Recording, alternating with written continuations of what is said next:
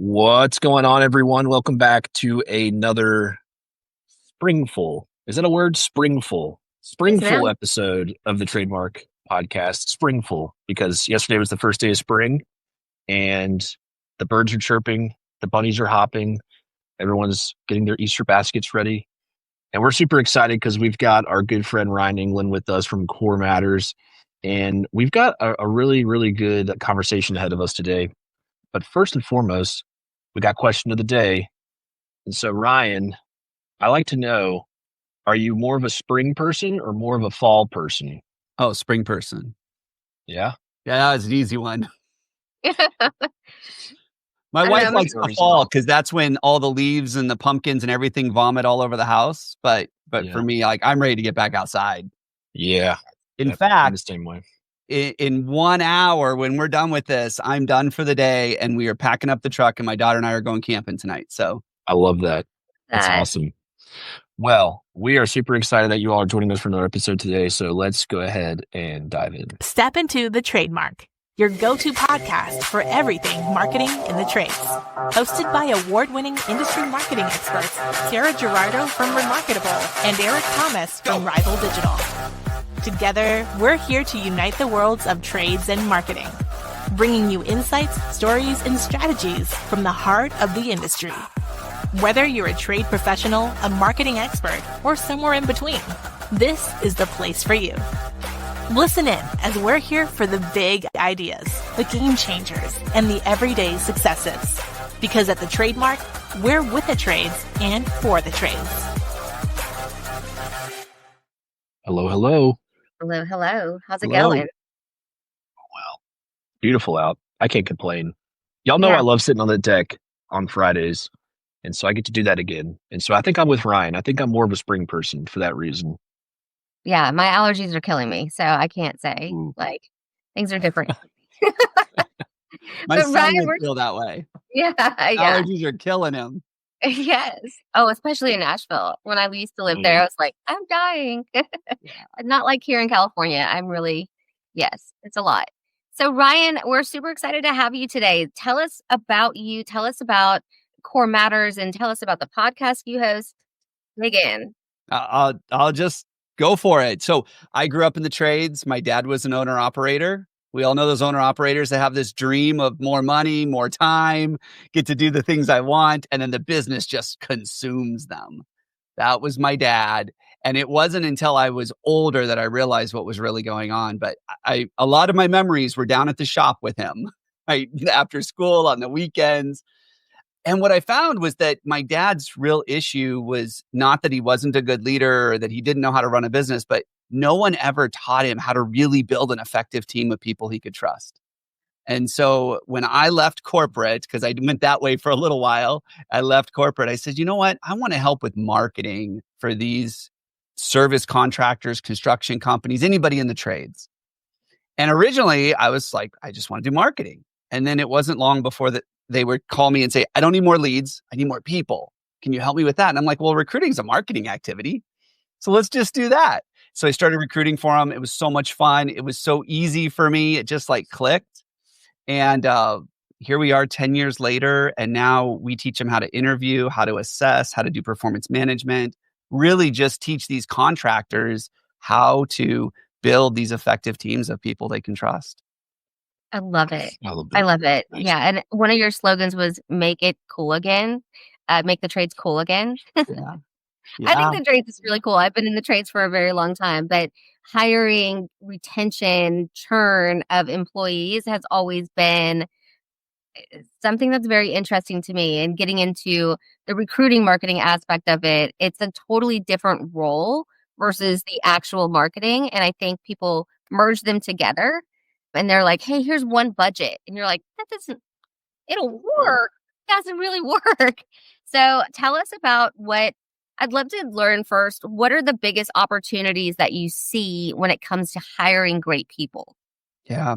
Well, we have to change our mindset and move away from this. I can't find anybody. There's no one good. We have to move away from this, us looking for new people, into us attracting people. See, I think the reason that, if you were to go ask a 12-year-old right now, do you want to be a plumber? They'd be like, that's disgusting. Do you want to work in construction? That's sweaty. That's hard work. We have a reputation problem in the industry.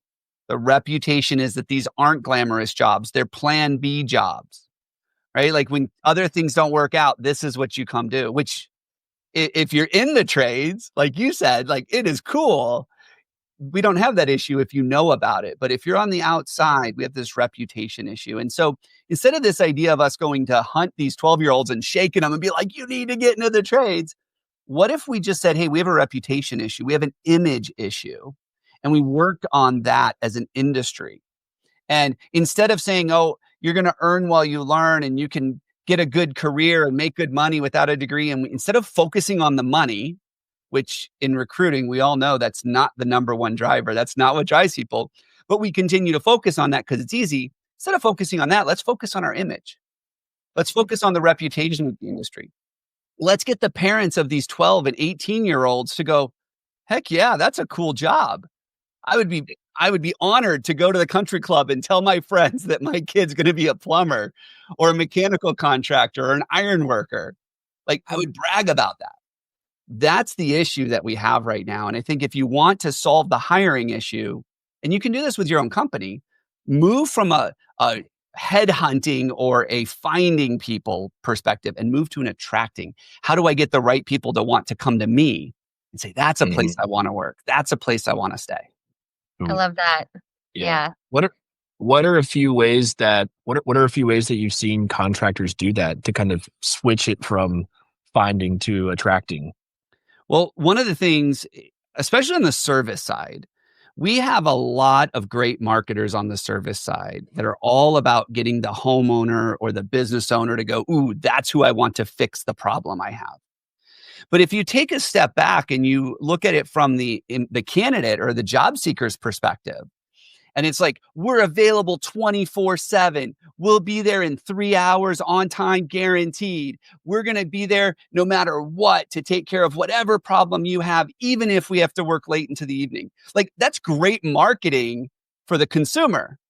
But if I'm the job seeker, I'm like, my wife's already mad at me for taking the on-call phone home. Like, she's already mad at me for the extra hours I'm putting in. I already don't see my kids enough. So what we've gotten really good at is marketing to the consumer's needs and what the consumer wants. But when the job seeker goes to your website or your social profiles, there's nothing about what it's like to work there. It's all about what the consumer needs. So all I can do as the job seeker is connect some dots and say, they're going to work me a ton of hours. I'm never going to see my family. I don't want to be on call anymore. And so they move on. But when you dig into it, there's an amazing culture. You've got owners that are willing to bend over backwards, like give you their shirt off their back, do whatever it takes to make sure you have a great family life. They want to give you that work-life balance. They want to train you. They want to help you in your career. But we don't talk about that stuff. We don't brag about it online. And almost every job seeker on the planet starts their job search online. We put no effort into talking about who we are as a company, what it's like to work there. You go to careers page and it's like, here are the 3 jobs. Email us a resume if you're interested. It's like, well, what's it like to work there? Like that's the shift we need to make. And I feel like that shift is happening in ways that we can see, but there are still those that are the laggards, right? You will always have the adoption curve of what to do. And even when they do have their core values and their proposition and all of this on their website, it's still words of platitude until you actually get to feel and see that experience. But I definitely think that you're on the right track. Change your mindset, change your ways, and showcase your employees, because your employees are your people and your people are your power, is what I always say. And so, I think I think there was a recent article on Yahoo about the trades taking over TikTok. And that's one way where you're meeting people where they're at, and the ones that want to apply. I've heard from our dear friend Stephanie at Anchor. She was like, yeah, no, we hired one of the best technicians because he saw our TikTok. Yeah. And that is where the world is going, right? We want instant gratification. We want to know people to that human level because it allows us to grow our culture to a human level instead of hey, let's just get in here and do the job. Yeah. I do think we're still in that early adopter phase, that less than 3% of the market that's actually figured this out and is able to market their company and their positions and their careers. I mean, if we were to just go Google 100 websites, we'd probably only find 3 or 4 that actually have decent careers pages, employee testimonials, employee reviews. We would only find just a small handful. Most people have said, hey, I don't have time for that. I'm too busy growing my business. I'm too busy figuring out how to get market share and how to get customers to come back. That's where they put all their energy. But then they hit this plateau where they can't grow anymore because they got 2 empty trucks in the yard.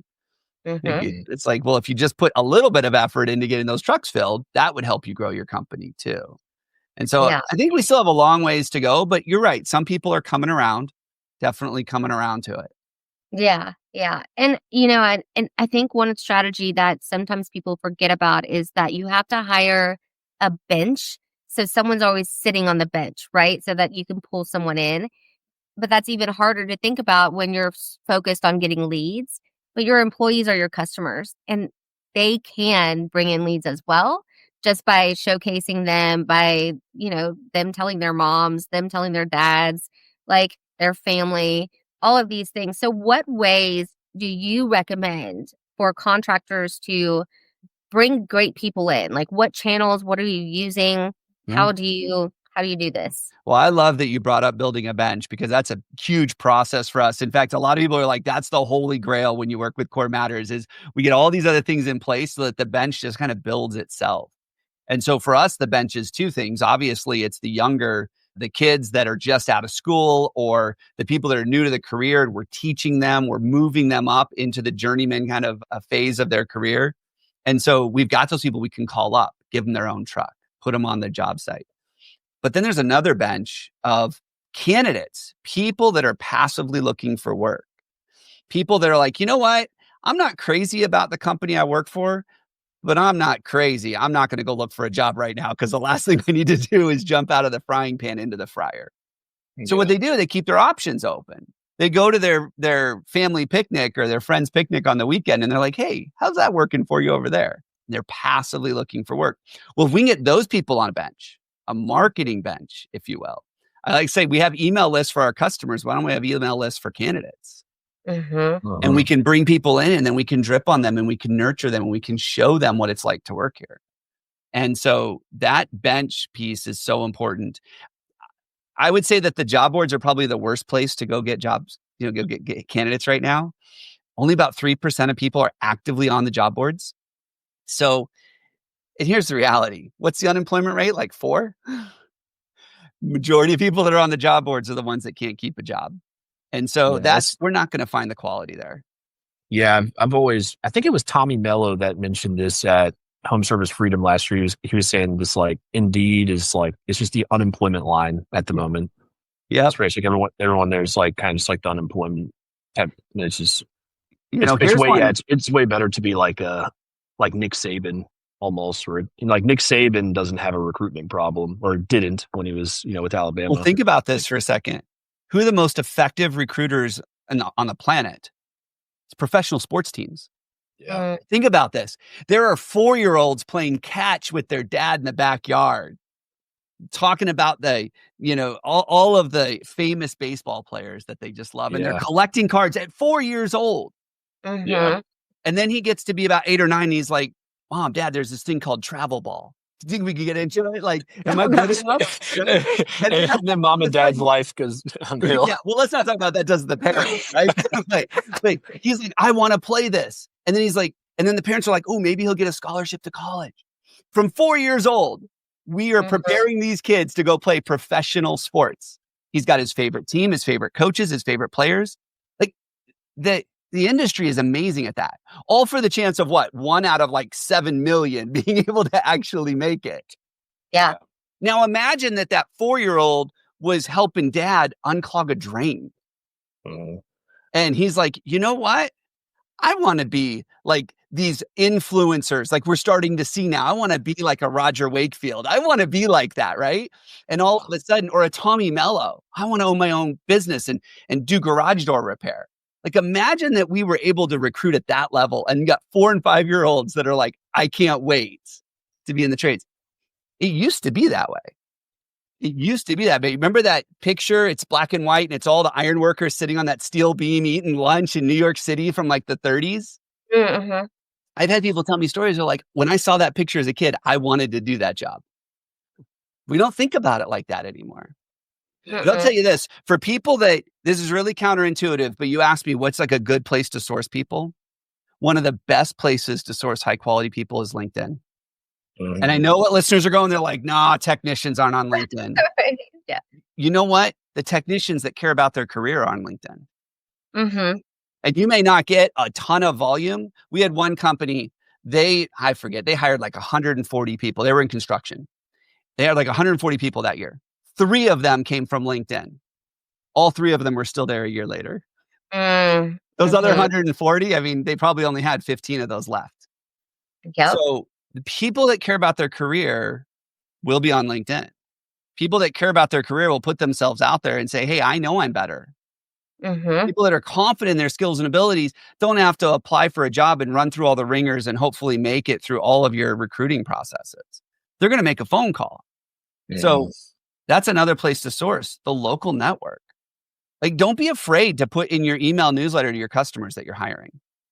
We had an HVAC contractor one time. They had like 55,000 people on their email list. I'm like, you want to hire easier? Just put an ad in there and email out to all your customers. You know what they told me? I don't want my customers to know that we're short-staffed.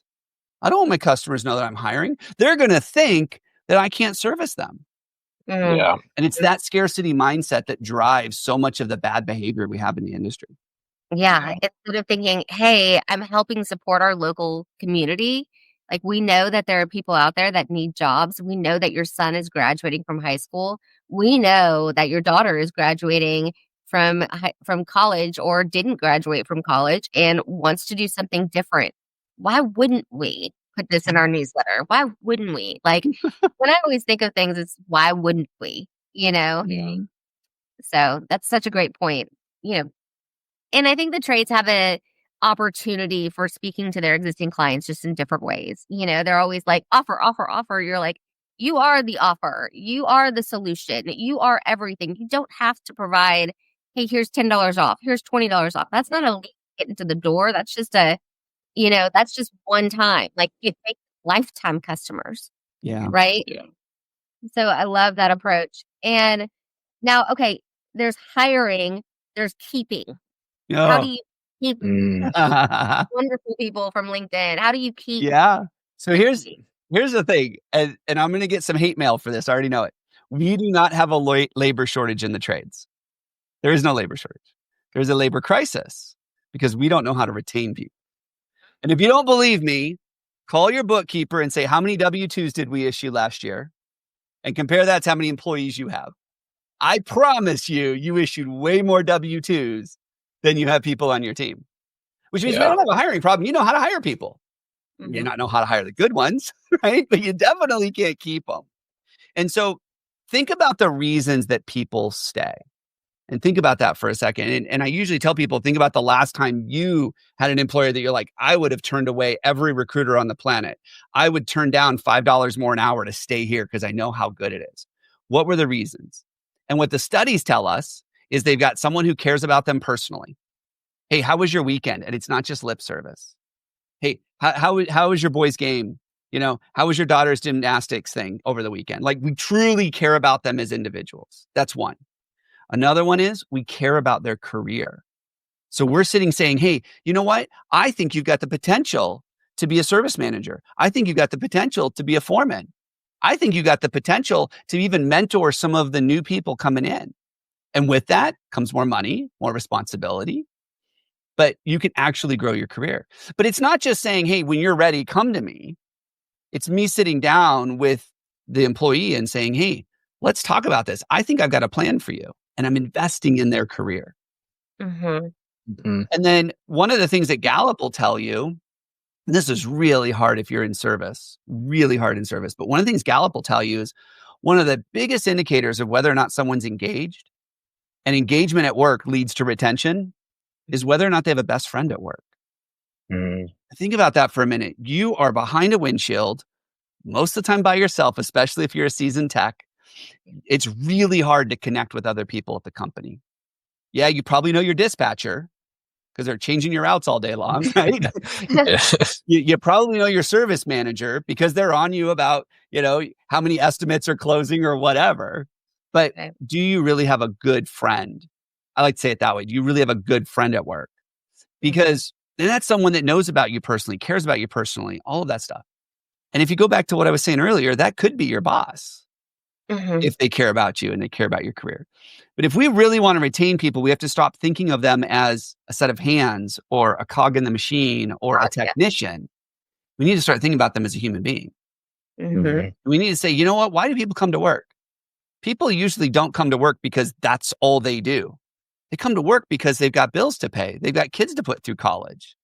They've got fun experiences they want to go have. That's why they're there.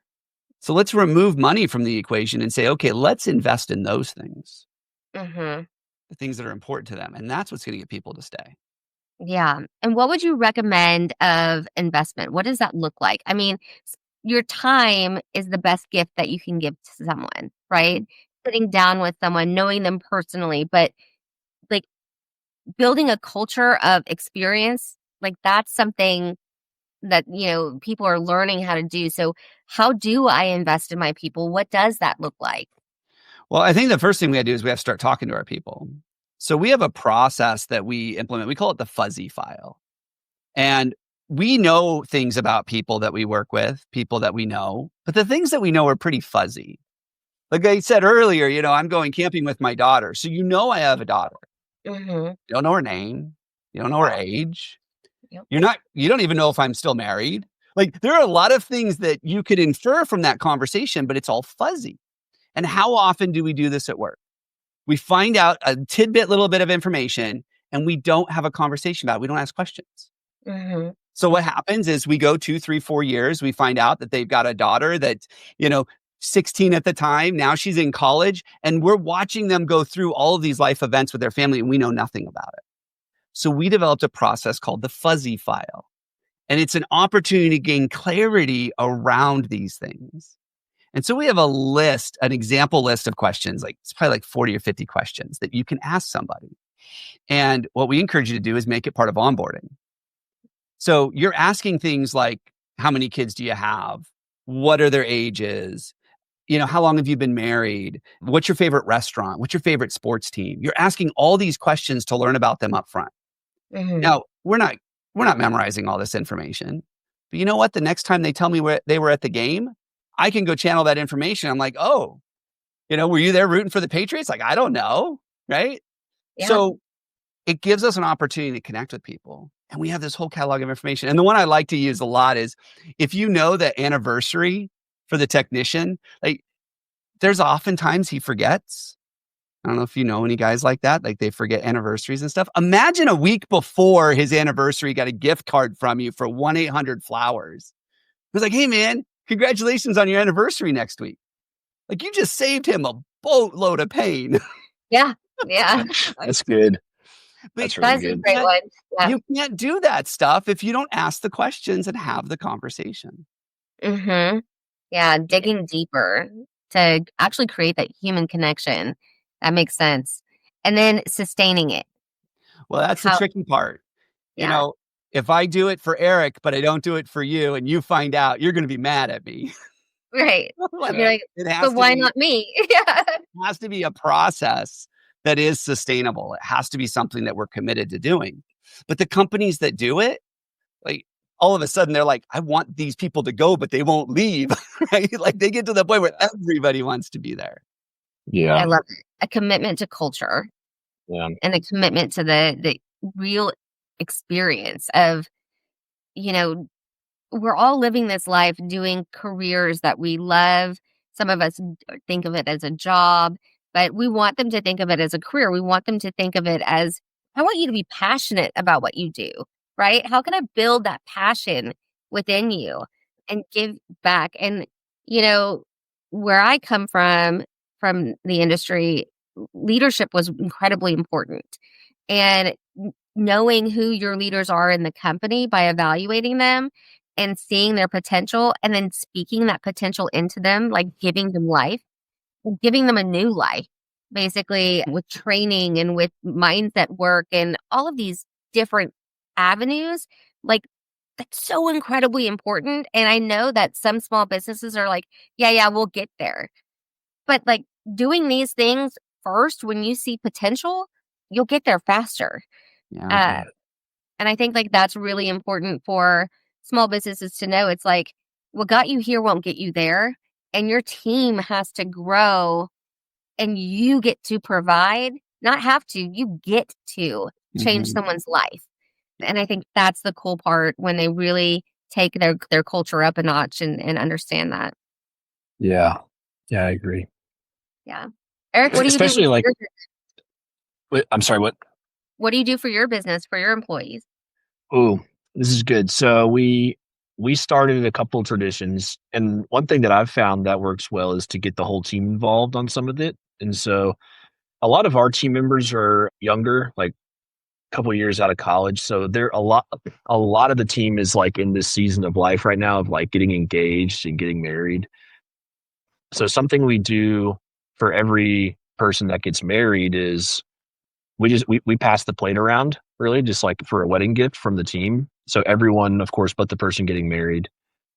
And then, however much we drum up from that, then the company just rounds up to the nearest 1,000, and we just give them like a massive like wedding gift from the whole team.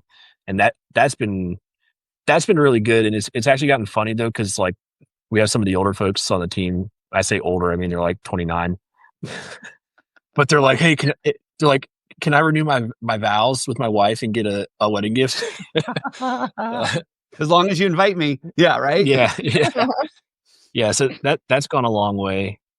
That's cool. Yeah, and then I feel like the little things go a long way as well. Just a text message on their birthday, handwritten cards on work anniversaries, stuff like that. Yeah. The little things add up. But then those big things are always cool to do occasionally as well. One thing we've seen a couple of really successful companies do, and I'm a huge proponent of it, is anytime you do training, like let's say you do a leadership training or communications training or conflict resolution training. We do that with our salespeople all the time. We do that with our technicians so they can deal with upset customers.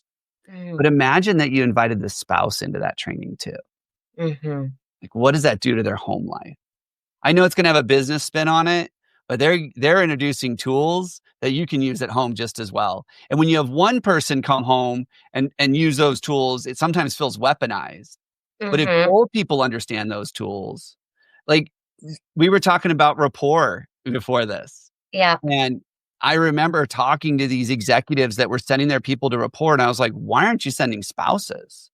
Like imagine sending them to power communication, right? And both spouses were there. Oh, what that would do to the home life. I mean, talk about that. If you've got a happy home life, you've got happier employees, period.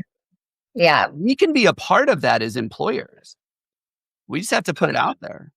Yeah, because every business is a family business. Even like the big one, Service Titan, that's a family business, right? Like it started with the family, and your family is always involved in your business because you work more than you are at home. That's just what it is. We created that as a society, right?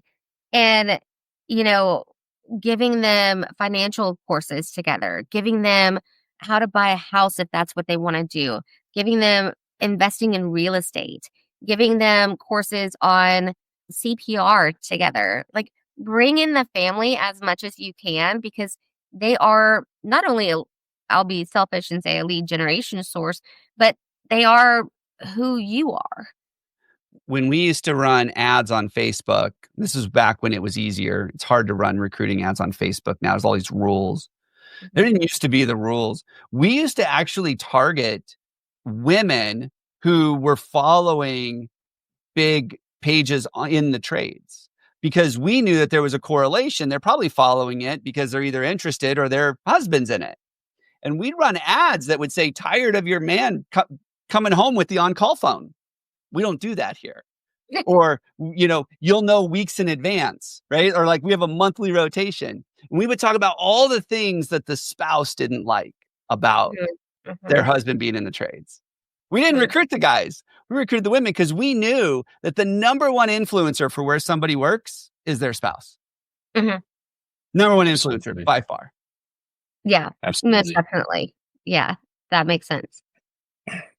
So looking ahead, what trends are you seeing in hiring and employee retention that like most excite you? Like what do you want people to do?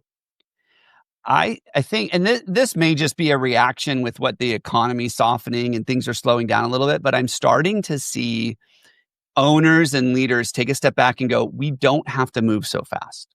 We can take our time. We can engage with these people. We have the time to do it right. I have this question I always ask is like, why do we always have time to do it over? We never have time to do it right. And I'm starting to see this trend of like, we just had a plumbing contractor call us. They hired their first CSR ever. They're small, like 15, and they've had their office manager managing the phones. And she's just like, I need help. And so they hired this CSR. They call me and they're like, we love her. We're hiring her. I know we didn't follow your process or run it by you, but we're hiring her. 3 weeks later, we're triaging what happened. And they're like, so we need to slow down and do it right this time. And that mindset shift I'm starting to see occur more in the trades of, hey, you know what? We can fix this when we become intentional about it. We're slowing down. We're also saying, oh, that tech's not working out. Well, maybe they got something they're going through. Let's dig into it a little bit more and just saying, instead of saying, hey, you're not hitting your numbers, you're fired. Right? We're slowing down. We're taking time. We're investing in the people. I'm seeing that. And then the other thing I'm seeing is that there is this, it's not there yet. It's still early adopters, but I'm seeing this resurgence in if we want to solve the labor crisis, we have to be a part of the solution. And that means we have to be okay training somebody for 2 or 3 years to teach them how to do this. Oh gosh, yeah. I'm seeing that come back. It's definitely not there where we're going to solve this problem anytime soon, but people are being more open to it. And you've got people that are influencers that are talking about, Tommy Mello's one of them, right? Like he talks about, you got to train these guys. You hire for fit. You hire for culture fit. You hire for behavior, and you teach them the skills. You teach them how to sell. You teach them how to do these things. And I'm seeing that as we have more younger generation owning these companies, being more influential in the industry, we're starting to see more companies go, okay, maybe we need to get back to that. It's not enough to say, hey, I'm only going to hire a tech with 10 years. Because every time I hire a tech with 10 years experience, I hate the tech I get. So why don't I hire people who are going to fit and let's train them? And so those are the two big things I think are happening. I think, yeah, totally agree. I'm right up there with you on hiring willing people with no skills and turning them into willing people with skills. I think that's what Al Levy says. He mentioned that to me a long time ago, and I'll die on that hill as well. Like, I'll take someone with no years of experience that doesn't have a bad attitude, that doesn't have bad habits, that will work hard, tell the truth, finish the job, and I'll just teach them, even if it means I have to pay them a salary for 8 months with them not being able to do something. Then take someone with 10 years experience that comes in all grouchy, like they know everything and piss everyone off. Yeah, it's hire for attitude, train for skill, right? And that was like one of our biggest, I think we have a t-shirt that says that. We made a lot of t-shirts, but it's the truth. Like the ones that already have the skill set, they also have the mindset. And so then you have to go in and train their mindset of like, hey, this is new and this is something that we want to do. We're going to innovate here. And innovation comes with fear. And so you have to learn how to train to excitement of innovation and remove the fear is what I always say. And even when I hire people, the first 30 days, all you're going to do is learn. If it takes 60 days, fine. You're going to learn. And then you're going to go meet every single person that can help you, right? Because we are a culture of giving back.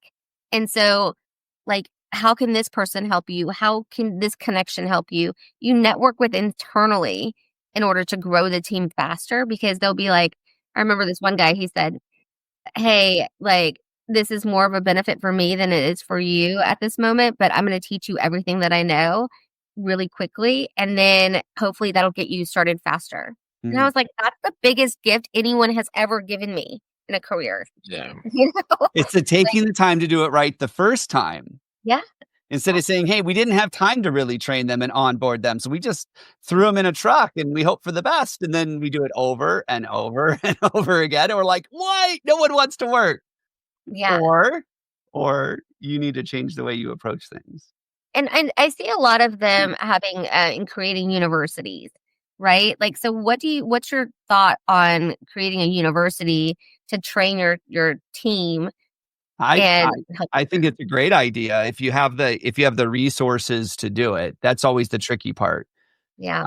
I think the average service contractor is like 7 people in this country. Like, you would know better than I would because you probably have all the data, but they're small. And so creating university is tough. But you know what? The one thing that we're struggling with in the trades, it doesn't matter what industry, what part of the trade you're in, is tribal knowledge. We have a whole bunch. I mean, Eric said, oh, the average age at his team is like 29. I'm like, the average age in the trades is like 57. So we have a lot of people getting ready to retire. We have a lot of tribal knowledge and a lot of great expertise ready to just go away.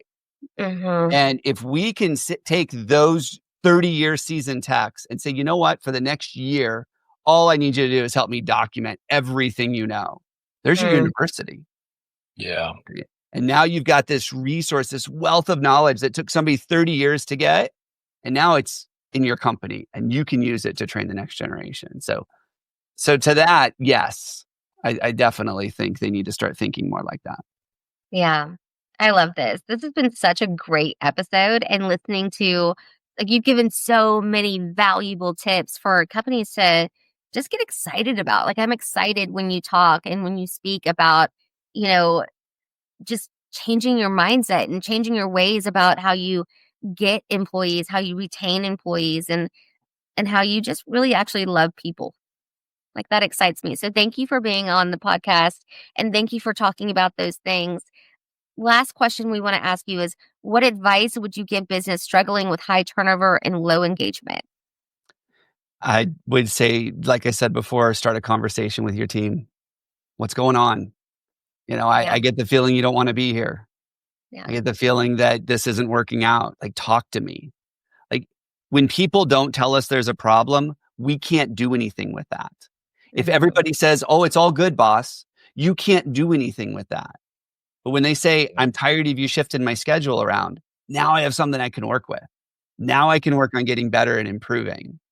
But if our people don't trust that they can say those things, they're never going to say them. They're going to be worried about repercussions or getting fired or squeaky wheel. I don't want to be the squeaky wheel, because the last time we had a squeaky wheel, it got replaced. It didn't get greased. It got replaced. Yeah. So if we have that history, we just need to start a conversation with these people. And here's the thing. I've learned this being in the trades for a long time. Most people in the trades do not know how to have a conversation. They do not know how to tell you what they're feeling. They do not know how to tell you what the problem is. So your job as a leader or as an owner, become a good coach. Figure out how to draw that out of them. Coach them through that conversation. And I mean, it'll just be like an unlimited gold mine at that point on things you can do to get better. I love that. Thank you. And Ryan, if someone wanted to contact you, get a hold of you, how would they do that? Well, I'm all over LinkedIn. They can check me out there. Or if they want to go to my website, corematters.com, they can learn all about our process. We have a bunch of free tools and tips. And in fact, I didn't get to mention this earlier, but I wrote a book on this called Hire Better People Faster. So if anybody's interested in grabbing a copy of the book, you can go to Amazon or anywhere you can get audiobooks. Or if they want a free copy, they can go to corematters.com/free book. Help me out with shipping and handling. I'll autograph it and I'll mail it out to you. Awesome. Love that. We will put all of those links on the website for you so that you'll have them. Again, thank you so much, Ryan, for your time. We appreciate you. Listeners out there, if you are out there listening, please leave a review. 5 stars is always great. And we will talk to you soon. Thank you.